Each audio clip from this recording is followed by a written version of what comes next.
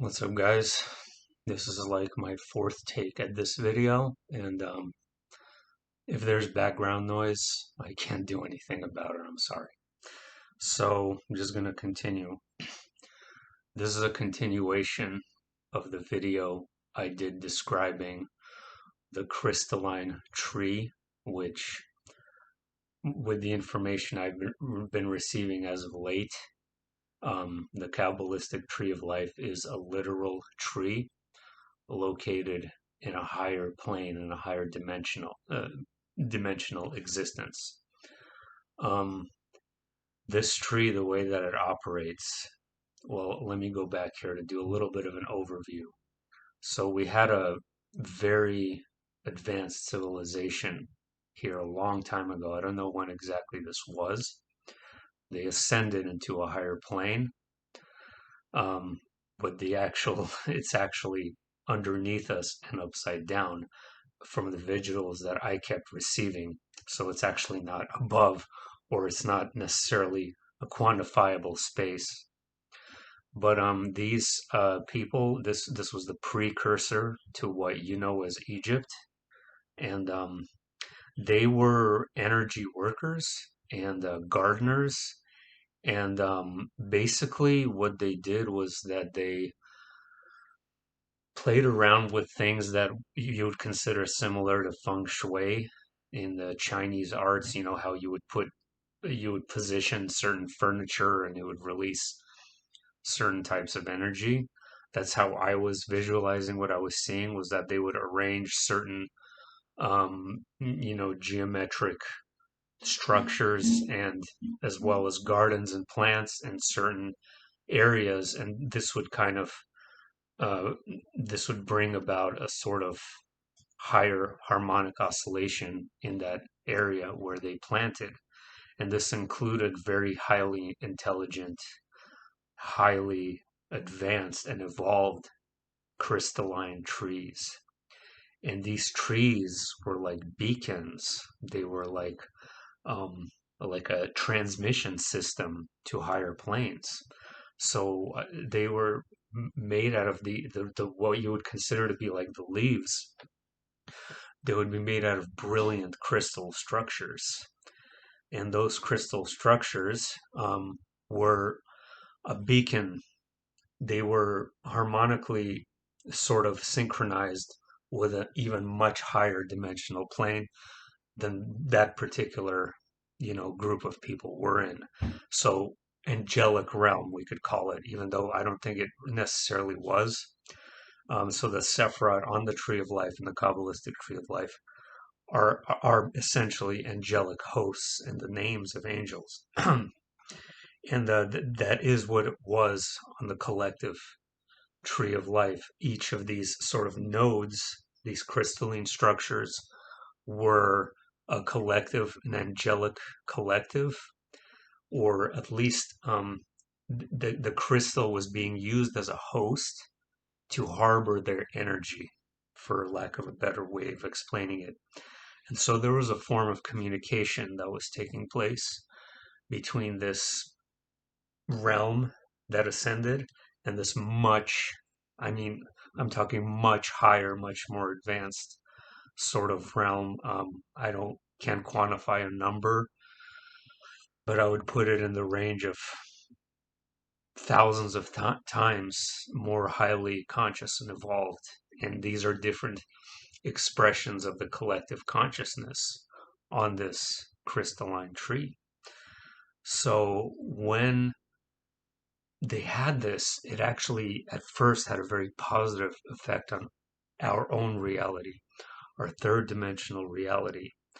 Um, this plane was in itself, um, even though they were not transmitting that frequency here yet. That it,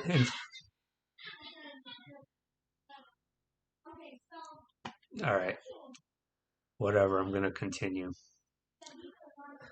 The influence of the tree, basically, what I was seeing as of late is the planets in our solar system, and to ancients, or I don't know exactly how long ago this was. It was a very long time ago, but they were brilliant, radiant beams of light. Okay, the planets in our solar system. They looked like stars themselves. They were emitting brilliant light. So this is what I was seeing.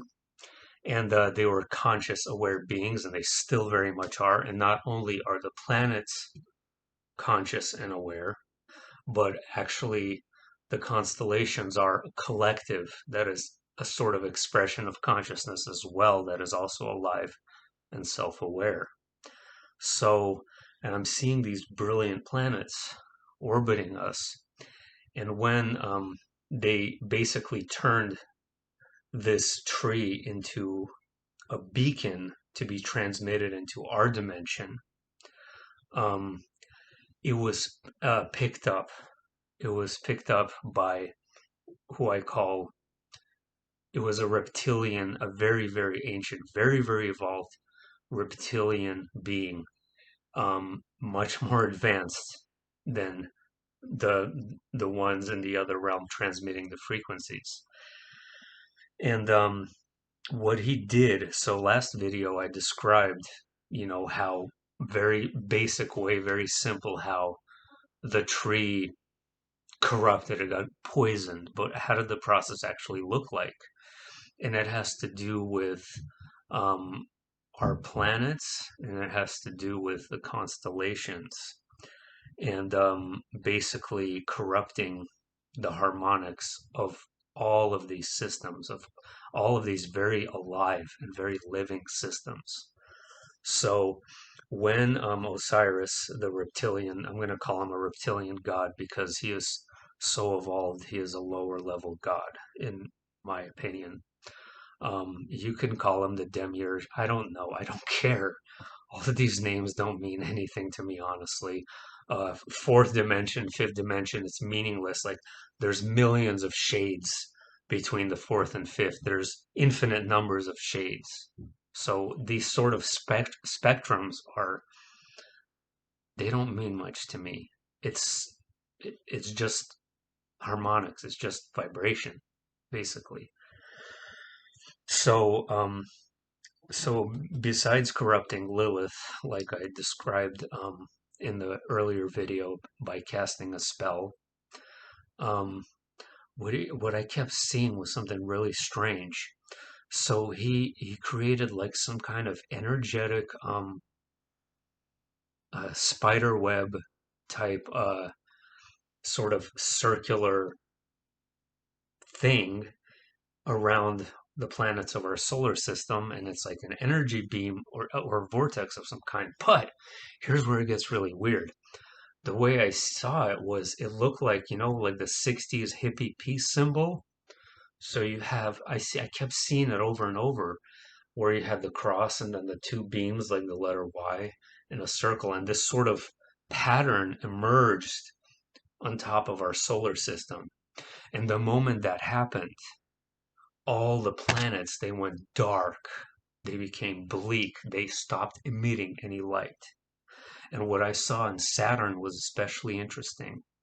I see Saturn as this brilliant, magnificent, angelic light. And it just becomes very dark, and I see the North Pole, the hexagon, starting to form. It wasn't there before. It's swirling, it's starting to form. And there were no rings either. And so I start seeing, little by little at a time, rings being added over time. I mean, over thousands of years. They didn't come all at once. They were slowly added, and I saw the planets just get darker and darker and darker. So Osiris came from Sirius. So he creates this like sort of peace symbol, spider web type of energetic grid to steal our planet's light, literally steal our light. Remember how a few weeks ago I was discussing the prism of light I kept seeing like over our world. And so that prism is radiating that light back to his realm. Sirius, I don't know. but there's transmission signals being sent from Earth, from our solar system, um, and I kept seeing beams of light and little sparks of light. And a lot of these sparks of light, they were entering the North Pole of Saturn. And I don't know what, I'm not going to say it was souls. I don't know. I've had a hellish near out of body experience, talked about it before. I believe in such an existence, is very relevant to our realm, but I don't know what it was. The way I was interpreting is that I was seeing light being stolen from our, you see how this is not just Earth, okay? This is the point I'm trying to make here. And this includes our sun too and everything. Everything was sort of poisoned and our light stolen. That's like the thing that was emphasized so much was this, godly, radiant light. And that was once in this balanced harmony. And I don't know when this was on Earth, and or if the cycles of nature were different at this time. Like, did alligators just not eat? You know, was it not a predator prey? I don't know. Okay, I'm not gonna get into that. All I know is that there was a more brilliant, sort of divine, omnipotent presence in our solar system, and it's like somebody, some being, some deity is advanced enough and evolved enough to be able to actually steal it from us. And the consequences of that were severe. So these angelic hosts that were in the crystalline trees, and this part I couldn't really understand what I was interpreting exactly, but what I was seeing was so that it was like kind of like a blood-like substance coming out of the crystals, but I don't know if those higher dimensional hosts left the tree and that they were replaced by Osiris's demon realm, or if those higher angelic beings fell to his level. I'm thinking it's a combination of both, is what happened. And then you have Lilith, who was corrupted. A spell was cast on her, a hypnosis spell. And this sort of set this whole train wreck into motion, where you have this tree that's poisoned by very advanced, highly de evolved, dark beings. Very, very dark beings. And they're using it um, to steal light for what purpose? I don't know. But then there's the blood sacrifice element to it. So, what the exact purpose is, I tried meditating on it. I couldn't quite understand what the light or this energy source was being used for. All I know is that it was being transmitted back to their realm. I think it's perhaps to continue their existence. I don't know whatever the case may be, but and the constellations. This is gonna get really weird. I'm not done yet by any means. And don't take any of this as truth, by the way. Please don't. I'm just talking here. So okay. So the constellations. You have the normal precession of the equinoxes. You have different epochs and ages. Uh, Depending on what time of year, there's different constellations you see in the sky. It's all sort of almost common knowledge. Every month is a different constellation. There is a hidden inverted constellation that is actually influencing us, not those that we see.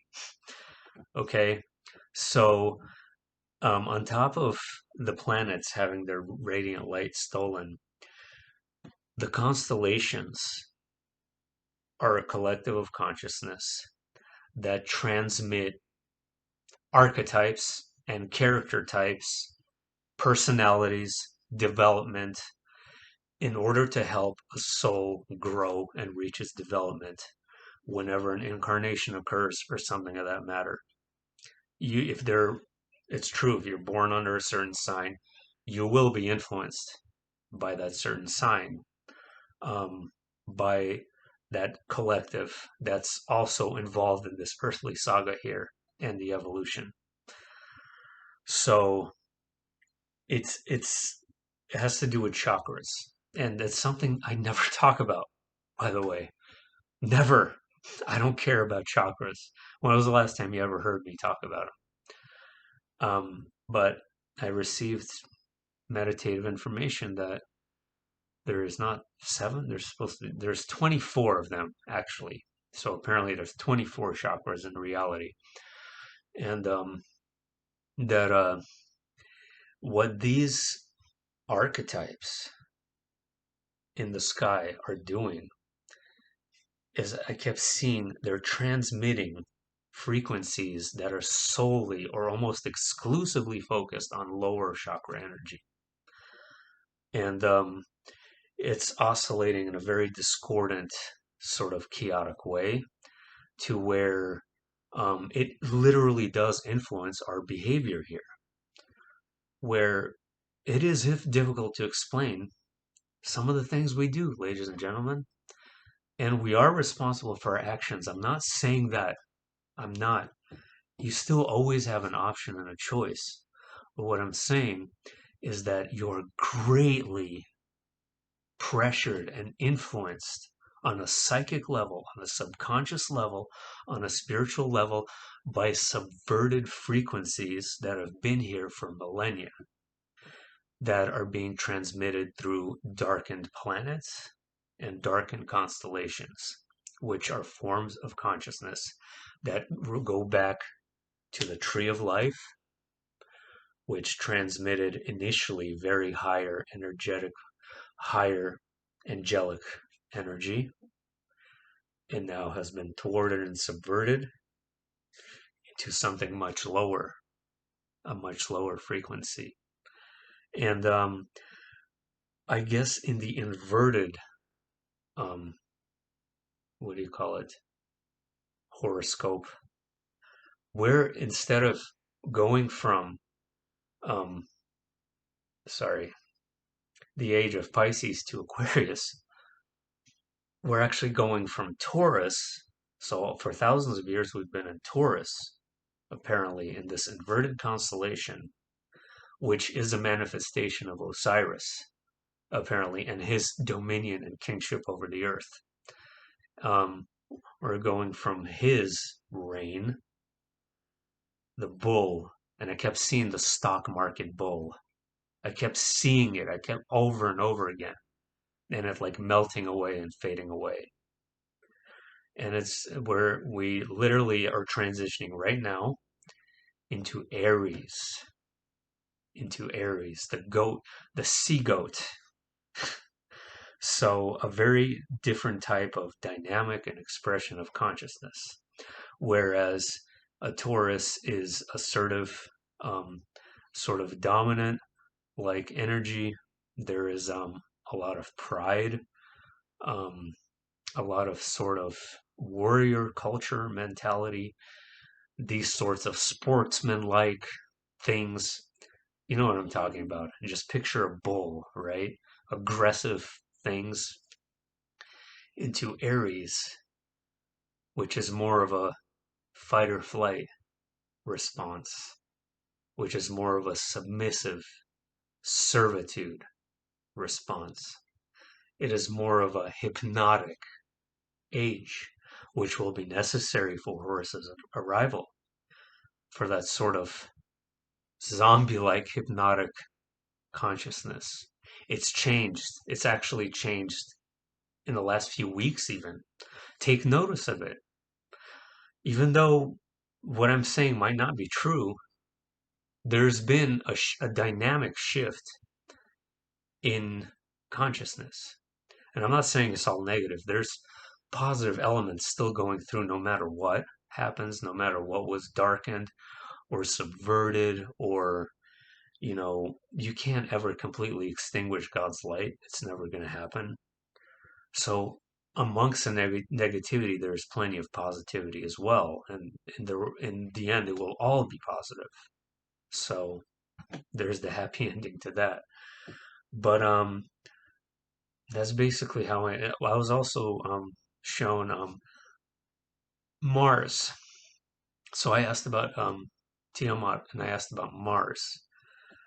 Tiamat, I got nothing, like no information whatsoever.